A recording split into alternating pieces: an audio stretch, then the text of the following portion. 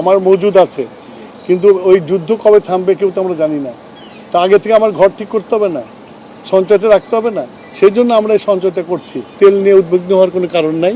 আসলে আমাদের তেলের কোনো অভাব নাই। শুধু তাই না, আগামী 9 তারিখে আরও 2টা ভেসেল আসছে, আমাদের কাছে মজুদ আছে।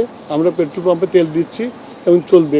এটার জন্য লাইন দিয়ে সারা রাত জাগার কোনো প্রয়োজন নাই। মানুষ তেল গেলে তেল পাবে। আজকে আমরা মাননীয় প্রধানমন্ত্রীর সাথে বসেছিলাম।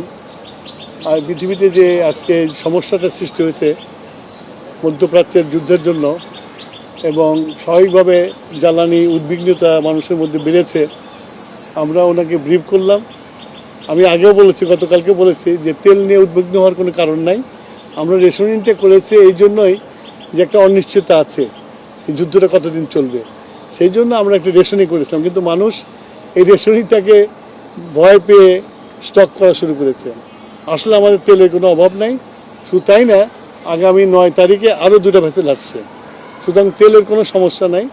আমি সবার কাছে অনুরোধ করব, বিশেষ করে মিডিয়ার কাছে অনুরোধ করব, জনগণকে এই মেসেজটা দেওয়া যে এই তাড়াহুড়া করে কোনো কিনে দরকার নাই।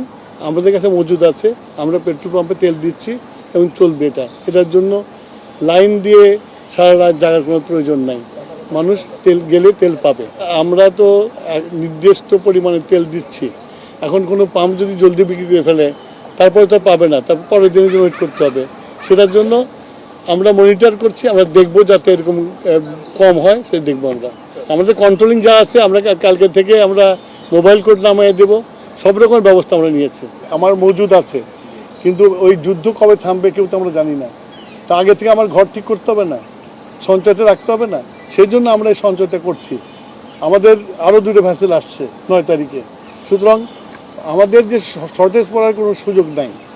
তারপরেও যেহেতু যুদ্ধ চলছে, তা আমাদেরকে খুব হিসাব করে চলতে হবে। তবে আমরা সরকার হিসেবে আশ্বস্ত করতে চাই, এত অডিট হওয়ার কিছু কারণ নেই। আমাদের অল্টারনেটিভ কাতার ছাড়া অল্টারনেটিভ ব্যবস্থা আছে, আমরা চেষ্টা করছি ওই সব জায়গাতে আনার জন্য।